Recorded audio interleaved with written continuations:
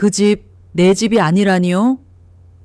그 말을 들었을 때 제 손에 들고 있던 커피잔이 그대로 식탁 위에 떨어졌습니다. 심장이 얼어붙는 듯 했죠.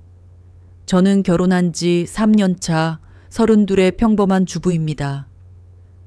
남편과 함께 맞벌이를 하며 조금씩 모은 돈으로 드디어 저희 이름으로 된 작은 아파트를 마련한 게 1년 전이었어요. 그 집은 제게 단순한 집비 아니었습니다.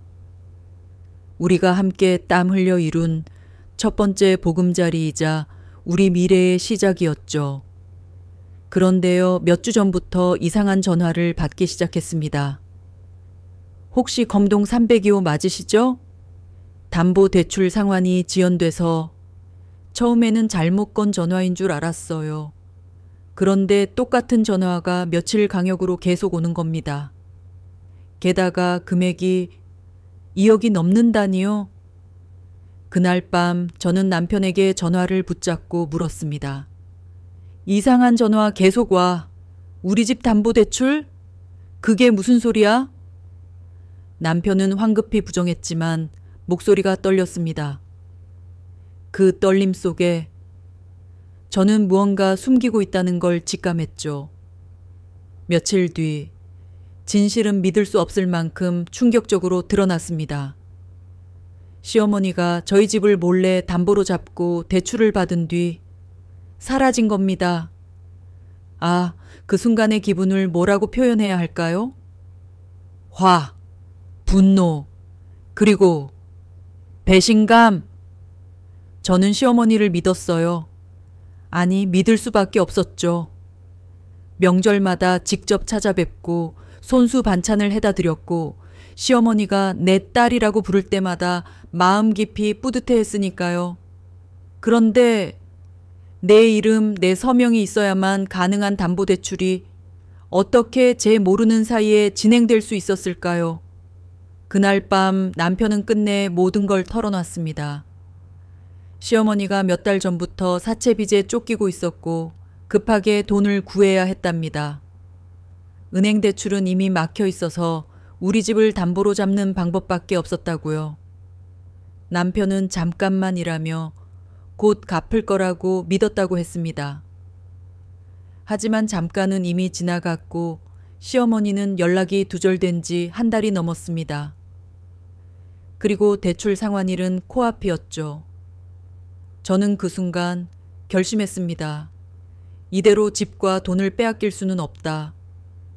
그리고 시어머니가 법을 어겼다는 증거를 찾아내 반드시 되찾아올 거라고. 그 결심이 앞으로 제 인생을 송두리째 뒤흔들 거라는 건 그땐 몰랐습니다. 저희 가족사를 조금 말씀드릴게요. 남편은 세 남매 중 막내였고 시어머니는 일찍이 시아버지를 떠나보낸 뒤 혼자서 자식들을 키워오셨습니다. 표면적으로는 강하고 독립적인 분처럼 보였지만 가까이서 지켜본 저는 알았습니다. 그분은 늘 돈 문제에 시달렸고 한번 마음이 가면 무리하게라도 해내려는 성격이었죠. 시댁과 저희 집은 차로 40분 정도 떨어진 거리였지만 저는 명절이나 주말마다 종종 시어머니 집에 들렀습니다. 겉으로는 살갑게 웃으며 대했지만 속마음 깊은 곳에서는 약간의 불편함이 늘 있었어요. 이유는 간단했습니다. 시어머니는 늘 저희 부부의 사생활에 깊숙이 개입하려 하셨거든요. 애는 언제 가질 거냐? 월급은 어떻게 모으고 있니? 집은 사서 뭐 하니? 전세 살다가 큰 집으로 가야지. 이런 말들이 그냥 지나가는 잔소리였으면 좋았을 텐데 시어머니는 늘 그 뒤에 자신의 방식이 옳다는 확신을 덧붙였습니다. 남편은 그런 엄마를 잘 알기에 대체로 대꾸하지 않고 넘어갔지만 저는 그럴 때마다 속으로 숨이 막혔습니다. 그리고 이번 사건이 터지기 몇 달 전 이상한 기운이 감돌기 시작했습니다.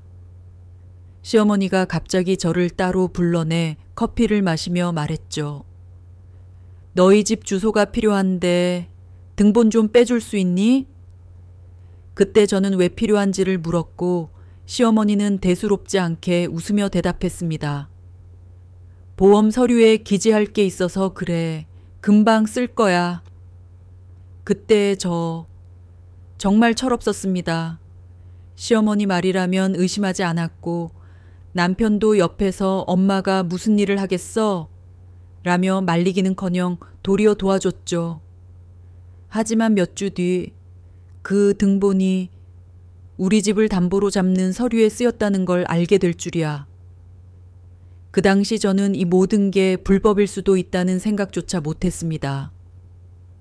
왜냐하면 은행 대출이면 서류 절차가 철저하니 분명 제가 직접 서명했어야 하잖아요. 그런데 제 서명은 없었어요. 그게 첫 번째 의문이었죠.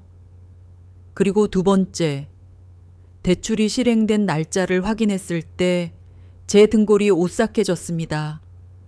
그날은 제가 지방 출장을 가 있던 날이었습니다. 제 주민등록증이랑 인감도장을 도대체 어떻게 했길래 제가 없는 사이 이런 일이 가능했던 걸까요? 이제는 모든 퍼즐 조각이 하나씩 맞춰지고 있었습니다.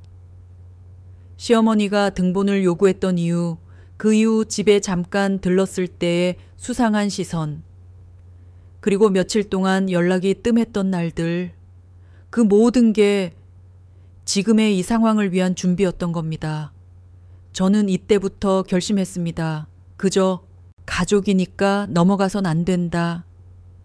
시어머니든 누구든 우리 집을 빼앗으려는 시도는 반드시 막아야 한다.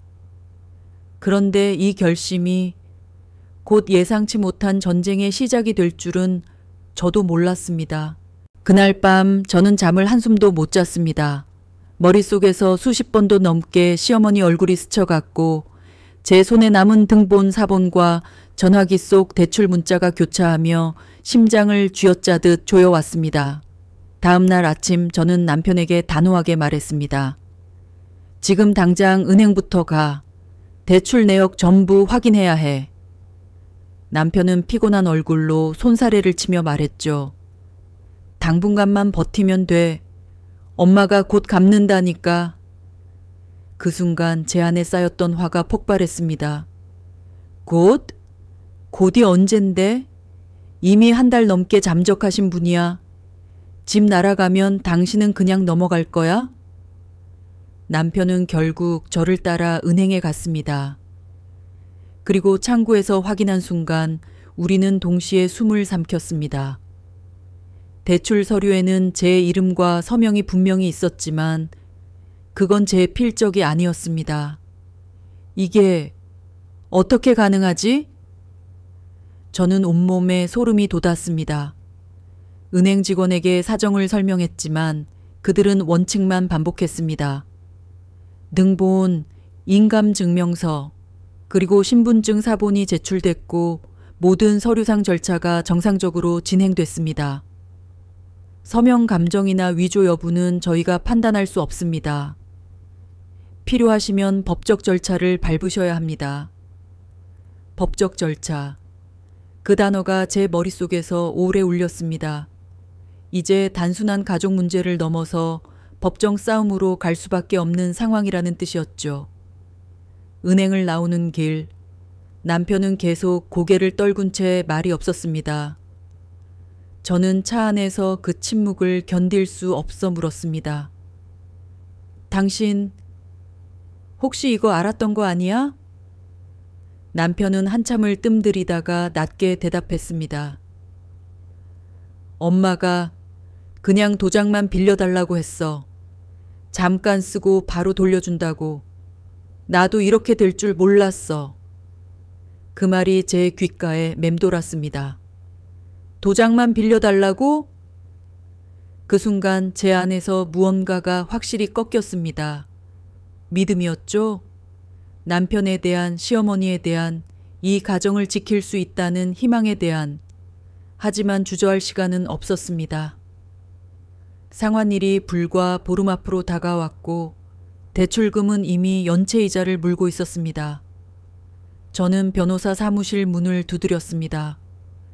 거기서 들은 말은 제 결심을 더 굳히게 만들었습니다. 이건 명백한 위조와 사문서 행사입니다. 서류를 보면 필적 감정에서 100% 이상 위조 가능성이 나올 겁니다.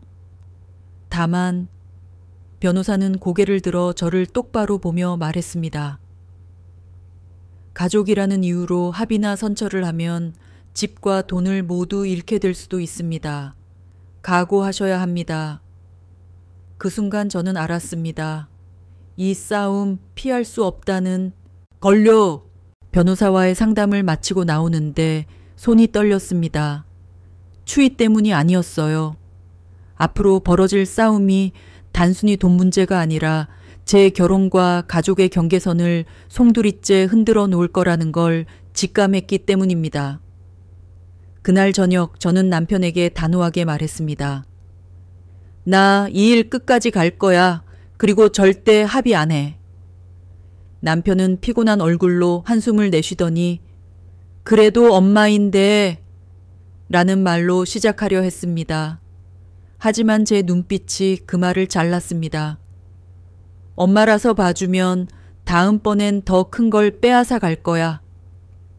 이 대화를 한 지 하루 만에 시어머니가 저희 집 초인종을 눌렀습니다. 한 달 넘게 연락이 안 되던 분이었는데 아무 일 없었다는 듯이 문 앞에 서 있었죠. 아이고 얘들아, 엄마 왔다. 그 목소리를 듣는 순간 제 속에서 뭔가 부글부글 끓어올랐습니다. 거실에 앉은 시어머니는 태연하게 커피를 마시며 말했습니다. 조금만 기다려라. 곧 돈 들어오면 대출금 갚고 깨끗하게 끝낼 거다. 저는 그 자리에서 바로 물었습니다. 어머니, 제 서명 어떻게 하신 거예요? 그 순간 시어머니 얼굴이 굳었습니다. 그게 내 남편이 도장 빌려줬다면서? 그냥 이름 좀 써넣은 거지. 그 대답에 저는 숨이 막혔습니다. 그게 불법이에요. 사문서 위조라고요. 그러자 시어머니는 비웃듯 웃으며 말했죠. 아니 가족끼리 뭘 그렇게 따지니. 네가 너무 예민한 거야. 그 한마디가 제 마음속 마지막 남은 인내심을 산산이 부셨습니다. 저는 자리에서 일어나 서류를 꺼냈습니다. 은행에서 받은 대출 계약서 사본 그리고 변호사에게서 들은 법적 근거들이었죠. 어머니, 이거 법원에 제출할 거예요. 이미 변호사 상담도 끝났어요. 시어머니 얼굴이 서서히 변했습니다. 처음에는 황당하다는 듯 웃더니 곧 목소리를 높였습니다. 너 지금 시어머니를 감옥에 넣겠다는 거냐? 저는 담담하게 대답했습니다. 감옥에 가든 빚을 갚든 선택은 어머니가 하시는 거예요. 그날 밤 시어머니는 문을 쾅 닫고 나갔습니다. 남편은 제게 화를 냈지만 저는 더 이상 물러서지 않았습니다. 왜냐하면 이제 저는 단순히 며느리가 아니라 제 집과 제 삶을 지켜야 하는 사람이었으니까요. 그리고 그 다음 날 믿기 힘든 또 다른 증거가 제 손에 들어왔습니다. 그 증거는 뜻밖의 곳에서 나왔습니다. 다음 날 아침 은행 쪽에서 전화가 왔습니다. 어제 제출했던 서류 사본을 다시 확인해 보니 당시 대출 진행 과정에서 찍힌 CCTV 영상이 있다는 겁니다. 저는 곧장 은행으로 달려갔습니다. 작은 모니터 화면 속에는 대출 상담 창구 앞에 앉아 있는 시어머니와 그리고 낯선 중년 남성이 있었습니다. 그 남성은 은행 직원에게 무언가를 건넸고 거기에는 제 이름이 적혀 있었죠. 하지만 그건 제가 아니었습니다. 은행 관계자가 설명했습니다. 당시 제출된 신분증은 주민등록증 원본이었고 인감도장과 인감증명서도 있었습니다. 고객님이 아니라는 건 저희도 CCTV를 보고서야 알겠네요. 저는 순간 등줄기에 식은땀이 흘렀습니다. 누군가 제 신분증 원본을 사용했다는 건 집 안 어딘가에서 몰래 가져갔다는 뜻이었습니다. 생각해보니 몇 달 전 시어머니가 우리 집에 와서 잠시 혼자 있었던 때가 있었습니다. 그때였을까요? 그날 저녁 남편에게 CCTV 영상을 보여줬습니다. 그는 한동안 아무 말도 못하다가 결국 고개를 떨궜습니다. 그날 엄마랑 같이 갔던 사람, 우리 큰이모부야. 순간 제 머릿속이 새하얘졌습니다. 그러니까 가족끼리 짜고 내 이름으로 대출을 받았다는 거네? 남편은 아무 말도 하지 않았습니다. 그 침묵이 곧 답이었죠. 이제 이건 단순한 시어머니 개인의 문제가 아니었습니다. 친척들까지 얽힌 조직적인 일탈이었고 그 목적은 분명했습니다. 돈. 저는 변호사에게 이 새로운 증거를 보냈습니다. 변호사는 서류를 확인하더니 단호하게 말했습니다. 이건 훨씬 유리해졌습니다. 사문서 위조뿐 아니라 명예 도용과 공모까지 입증 가능합니다. 형사 고소로 가시죠. 순간 제 가슴이 두근거렸습니다. 두려움 반, 안도 반. 하지만 한편으로는 이 싸움이 생각보다 훨씬 큰 파문을 일으킬 거라는 걸 알고 있었습니다. 시댁과 완전히 등을 지게 될 것이고 남편과의 관계도 더 이상 예전 같을 수 없겠죠? 그날 밤 침대에 누워 천장을 바라보며 스스로에게 물었습니다. 정말 이 길을 끝까지 갈 수 있을까? 하지만 바로 다음 순간 제 안에서 또렷한 목소리가 들렸습니다. 물러서면 2번 다시 내 삶을 지킬 수 없어. 그리고 저는 다음 날 아침 경찰서 문을 열었습니다. 경찰서 문을 열고 들어서는 순간 제 발걸음이 잠시 멈췄습니다. 차가운 공기, 사람들의 낮은 대화 소리, 그리고 복도 끝에서 들려오는 전화벨. 모든 것이 낯설고 무겁게 느껴졌습니다. 하지만 저는 주저하지 않으려고 손에 쥔 서류철을 꽉 움켜쥐었습니다. 민원 접수 창구에 앉아있는 경찰관에게 상황을 설명했습니다. 시어머니가 제 집을 담보로 대출을 받았고 제 서명을 위조했습니다. 그리고 CCTV 영상이 있습니다. 이건 명백한 사문서 위조와 명예 도용입니다. 경찰관은 조용히 고개를 끄덕이며 서류를 하나씩 넘겨봤습니다. 증거가 상당히 명확하네요. CCTV 원본, 은행 서류 사본, 그리고 인감증명서 제출일자까지 다 확보하셨군요. 그 말에 저는 속으로 깊은 숨을 내쉬었습니다. 준비한 것들이 헛되지 않았다는 안도감이 밀려왔습니다. 진술조서를 작성하는 동안 저는 그날의 기억을 하나하나 떠올렸습니다. 시어머니가 등본을 요구하던 날, 집에 혼자 있던 시간, 그리고 대출이 실행된 날짜까지. 마치 영화 필름이 역으로 재생되는 것처럼 모든 장면이 또렷하게 그려졌습니다. 조사가 끝나고 나오려는데 경찰관이 한마디 덧붙였습니다. 혹시 남편분이 이 과정에 관여한 건 아닌지 확인하셔야 할 겁니다. 가족 사건은 진술이 뒤집히면 불리해질 수 있거든요. 그 말이 제 가슴을 쿡 찔렀습니다. 사실 남편의 무관함을 100% 확신할 수 없었습니다. 도장을 빌려줬다는 건 어쩌면 공모의 일부일 수도 있었으니까요. 집으로 돌아오는 길 머릿속이 복잡했습니다. 남편을 믿어야 하나 아니면 그도 의심해야 하나. 이 고민이 제 마음을 갈라놓고 있었습니다. 그날 밤 저는 남편에게 경찰서에 다녀온 사실을 솔직히 말했습니다. 정식으로 고소 접수했어. 이제 수사 시작될 거야. 남편은 제 말을 듣자마자 눈을 크게 떴습니다. 너 왜 그렇게까지 해? 그냥 엄마가 갚게 하면 되잖아. 갚게 하면 된다고? 이미 1달 넘게 잠적했던 사람이야. 그리고 이번에 안 막으면 다음엔 더 큰 걸 가져갈 거야. 남편은 아무 말도 하지 않고 방으로 들어가 문을 닫았습니다. 그 소리가 꽝 하고 울리면서 저는 알았습니다. 이 싸움은 시어머니와의 싸움일 뿐 아니라 남편과의 싸움이기도 하다는 걸요. 그리고 며칠 뒤 경찰에서 첫 소환 날짜가 잡혔습니다. 시어머니와 남편 두 사람 모두였습니다. 소환 당일 아침 저는 거의 한숨도 자지 못한 얼굴로 경찰서에 도착했습니다. 이미 대기실 한쪽에 시어머니가 앉아 있었죠. 두꺼운 패딩 모자를 눌러 쓰고 있었지만 그 날카로운 시선은 가려지지 않았습니다. 저를 보는 순간 시어머니 입꼬리가 비죽 올라갔습니다. 그래, 며느리가 시어머니를 고소까지 해? 대단하다 정말. 그 말투엔 억울함이 아닌 비아냥이 가득했죠. 저는 시선을 피하지 않았습니다. 누구든 제 집을 빼앗으려 하면 시어머니라도 예외 없습니다. 조사실 문이 열리고 먼저 시어머니가 들어갔습니다. 문틈으로 들려오는 목소리는 높아졌다 낮아졌다를 반복했습니다. 변명, 억지, 그리고 때때로 울먹이는 소리.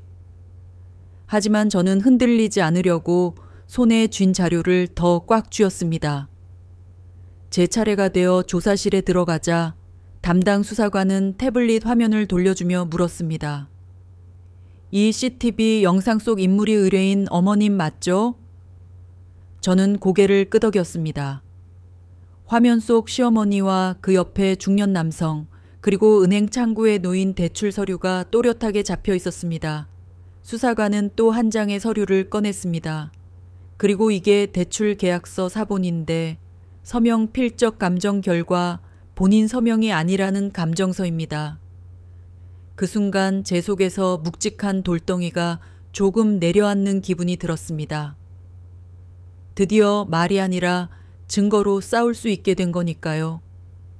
하지만 문제는 남편이었습니다. 수사관은 조심스럽게 물었습니다. 남편분이 인감도장을 건네줬다는 진술 맞습니까? 네. 하지만 남편은 대출 용도까지는 몰랐다고 주장합니다. 수사관은 의미심장한 표정을 지으며 메모를 했습니다. 그 부분은 따로 조사해 보겠습니다. 조사를 마치고 나오는 길 대기실에서 남편과 눈이 마주쳤습니다. 그는 제게 아무 말도 하지 않고 고개를 돌렸습니다. 그리고 그 옆에는 시어머니가 앉아 있었죠. 그 순간 마치 선이 그어지는 듯한 기분이 들었습니다. 한쪽에는 그들, 한쪽에는 나. 이제는 그 경계가 완전히 분리되어 버린 것 같았습니다. 집에 돌아온 그날 밤 남편은 술에 취해 들어와 말했습니다. 너 정말 이렇게까지 해야 속이 시원해? 가족 다 깨부수고 싶어? 저는 조용히 대답했습니다. 가족을 지키려고 하는 거야. 우리 집, 우리 삶을. 그날 이후 저는 마음속으로 준비했습니다. 이 싸움은 길고 지칠 거라는 걸요. 그리고 며칠 뒤 예상치 못한 인물에게서 전화가 왔습니다. 그 사람은 모든 진실을 알고 있는 듯한 목소리였습니다. 그 전화는 늦은 저녁, 거의 밤 10시가 다 되어 걸려왔습니다. 혹시 씨 맞죠? 저 은행에서 근무하는 김대리라고 합니다. 목소리는 낮고 조심스러웠지만 분명한 확신이 담겨 있었습니다. 저는 순간 긴장하며 물었습니다. 네, 그런데요? 그는 한숨을 쉬더니 말을 이었습니다. 사실 이 건 내부에서도 말이 많았습니다. 대출 절차가 너무 빨리 진행됐거든요. 하루 만에 승인이라니 거의 불가능에 가깝죠. 저는 숨을 죽이고 그의 말을 들었습니다. 더 놀라운 건 당시 은행 지점장이 고객님의 시어머니와 개인적으로 아는 사이였다는 겁니다. 심지어 그날 서류 검토도 지점장이 직접 했고요. 그 말은 곧 시어머니가 단순히 서류를 위조한 게 아니라 은행 내부 사람들과 손을 잡고 일을 벌였다는 뜻이었습니다. 혹시 그걸 증명할 수 있는 자료가 있나요? 잠시 침묵이 흐르더니 김 대리가 낮게 대답했습니다. 내부 결제 기록과 CCTV를 확보할 수 있습니다. 다만 제 이름이 절대 나오면 안 됩니다. 저는 그 자리에서 바로 녹음을 켰습니다. 그리고 그의 설명을 하나하나 기록했습니다. 날짜, 시간, 결제자 이름, 승인 절차, 단축 사유. 모든 게 명백한 규정 위반이었습니다. 전화를 끊고 난 뒤 심장이 쿵쾅거렸습니다. 이건 게임 체인저다. 지금까지는 시어머니의 위조와 명예도용이 중심이었다면 이제는 은행 내부 비리까지 얽힌 상황이 된 겁니다. 다음 날 변호사에게 모든 내용을 전달했습니다. 변호사의 반응은 단호했습니다. 이건 단순 민사 형사 문제가 아니라 금융 범죄로 확장됩니다. 은행 측도 피의자 신분으로 수사 가능성이 큽니다. 이렇게 되면 협상력이 훨씬 높아집니다. 그날 저녁 남편에게 이 사실을 알렸습니다. 하지만 그의 반응은 예상 밖이었습니다. 그만 좀 해. 엄마만 아니라 은행까지 엮으면 일이 얼마나 커질 줄 알아? 저는 그의 말에 차갑게 대답했습니다. 일이 커지는 게 아니라 원래부터 이렇게 큰 일이었어. 다만 당신이 모른 척했을 뿐이지. 그 대화를 끝으로 남편은 방으로 들어가 문을 닫았습니다. 문틈 너머로 들려오는 깊은 한숨 소리가 우리 사이의 거리를 더 멀게 만드는 것 같았습니다. 그리고 이틀 뒤 경찰에서 연락이 왔습니다. 추가 증거 제출해 주신 건 잘 받았습니다. 은행 관계자 소환 조사도 곧 진행하겠습니다. 이제 판이 완전히 뒤집히려 하고 있었습니다. 은행 관계자 소환 조사가 시작된 날 경찰서 분위기는 평소보다 팽팽했습니다.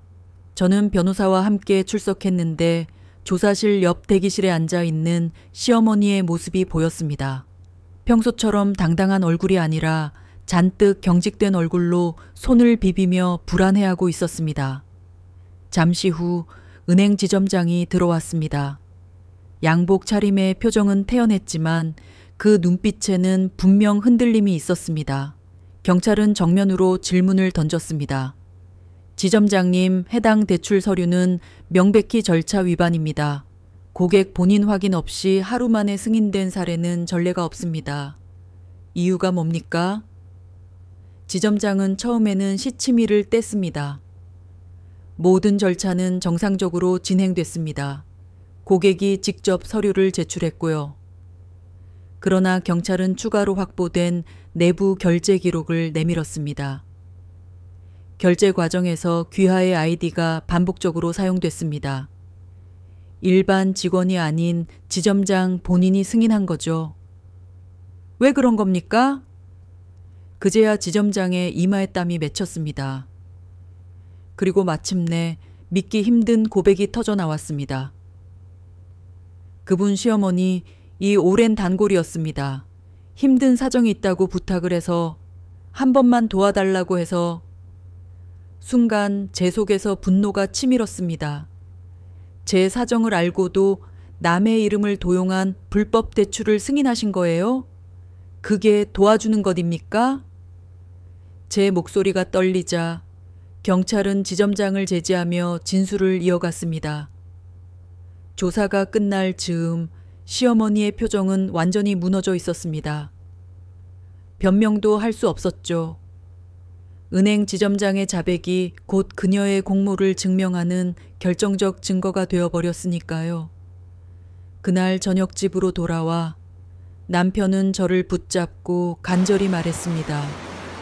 제발 여기서 멈추자. 엄마 감옥 가는 꼴은 못 보겠어? 저는 차갑게 대답했습니다. 당신은 아직도 몰라? 엄마는 이미 우리 삶을 감옥에 가둬버린 거야. 난 이제 더는 잃을 게 없어.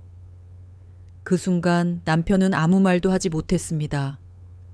그리고 제 마음은 확실해졌습니다.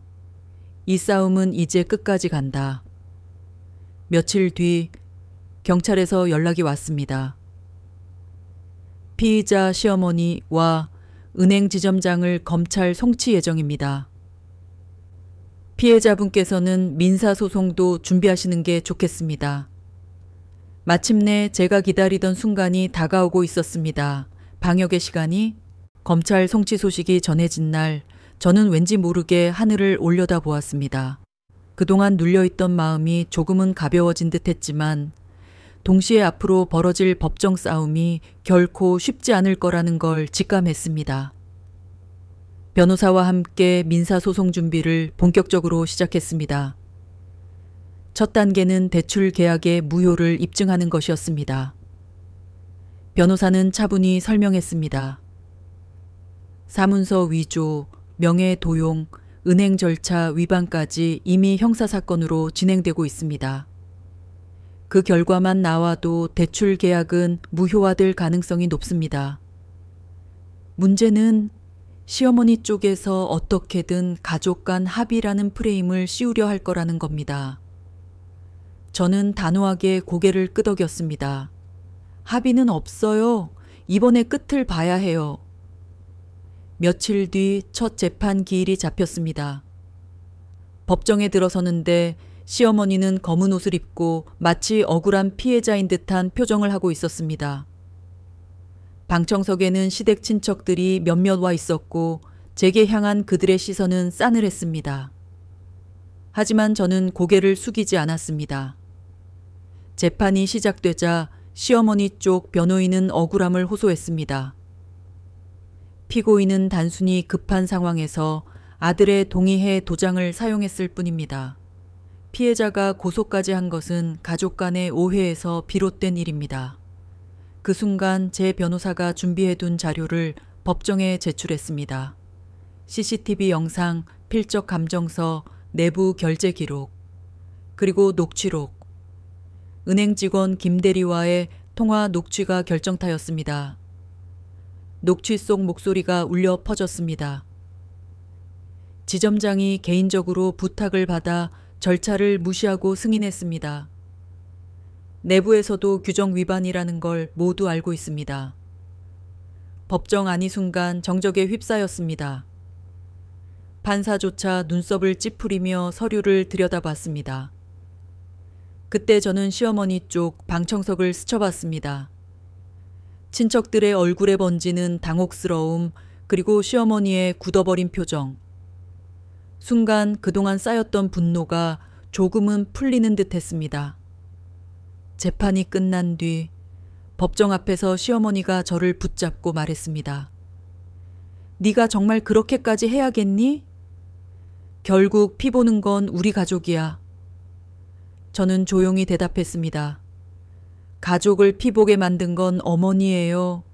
저는 제 집과 제 삶을 지키는 것뿐입니다. 그날 이후 저는 한결같이 마음을 다잡았습니다. 이제는 뒤돌아보지 않고 끝까지 가야 한다고.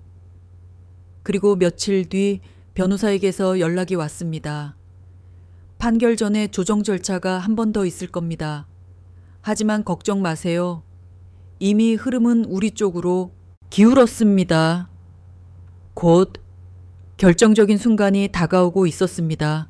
조정 절차가 열린 날 저는 변호사와 함께 법원 회의실에 들어섰습니다.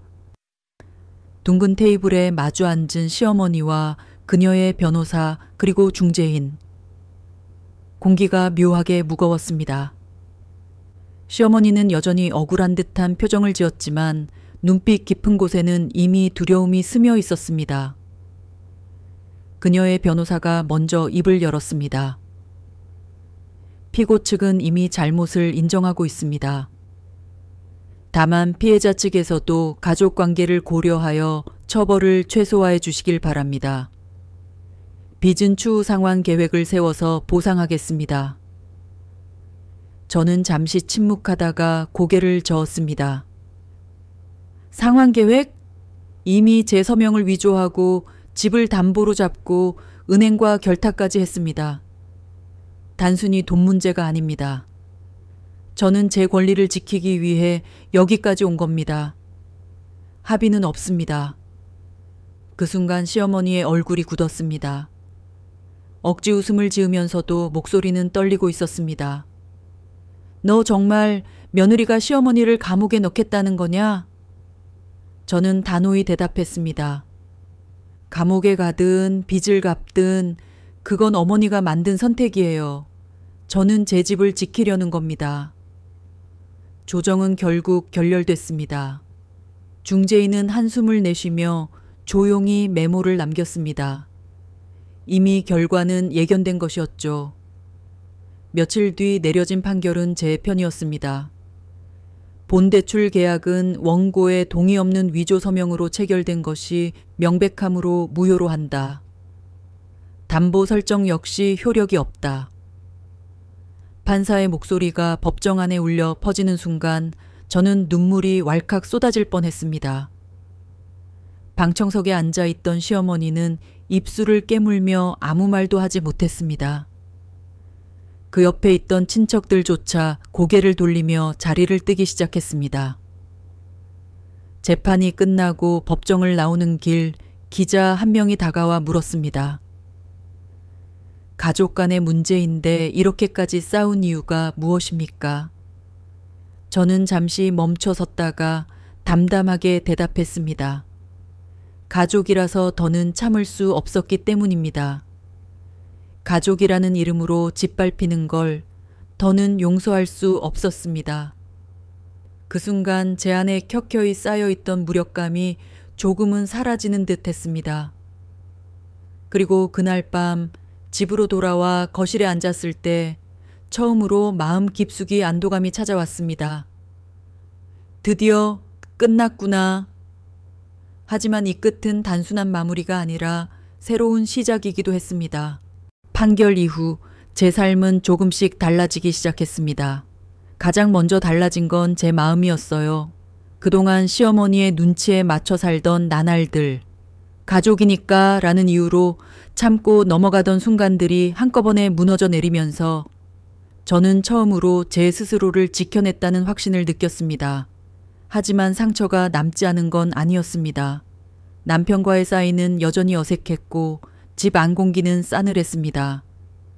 남편은 밤마다 술에 취해 들어와 제게 말했습니다. 엄마가 결국 이렇게 망가진 건 네가 끝까지 몰아붙였기 때문이야. 그 말은 제 마음을 또다시 찢어놓았지만 예전 같으면 울면서 매달렸을 제가 아니었습니다. 아니, 당신이 엄마 편만 드는 동안 나는 홀로 우리 집을 지켜야 했어? 그게 진짜 이유야. 시간이 흐르면서 남편도 조금씩 현실을 받아들이는 듯 했습니다. 어느 날은 혼잣말처럼 중얼거렸습니다. 내 말이 맞았을지도 몰라. 내가 너무 무책임했지. 그 말에 저는 눈물이 핑 돌았지만 쉽게 용서하고 싶지는 않았습니다. 이번 일은 단순한 다툼이 아니라 저희 부부 사이에 깊은 금을 남겼으니까요. 시어머니는 결국 집을 팔아 빚을 갚고 작은 원룸으로 이사 갔다는 소식을 들었습니다. 친척들과의 관계도 완전히 끊어졌다더군요. 한때는 내 딸 같다 던 그분의 말이 이제는 공허한 메아리처럼 느껴졌습니다. 그렇지만 제 앞길은 달라졌습니다. 직장에서 동료들이 제 이야기를 듣고는 다들 대단하다, 쉽지 않은 선택이었을 텐데 라고 말해줬습니다. 저는 비로소 깨달았습니다. 내가 지킨 건 단순히 집 한 채가 아니라 내 삶의 주도권이었다는 걸요. 밤마다 거실에 앉아 조용히 불을 끄고 창밖을 바라볼 때면 그때의 결심이 떠올랐습니다. 물러섰더라면 난 평생 가족이라는 이름에 갇혀 살았겠지. 하지만 이제는 아니다. 나는 내 삶을 지킨 사람이다. 그리고 저는 마음속으로 다짐했습니다. 앞으로는 어떤 상황에서도 가족이라는 이름 아래 제 권리와 존엄을 포기하지 않겠다고. 시간이 조금 지나면서 저는 이번 일을 통해 많은 것을 배웠습니다.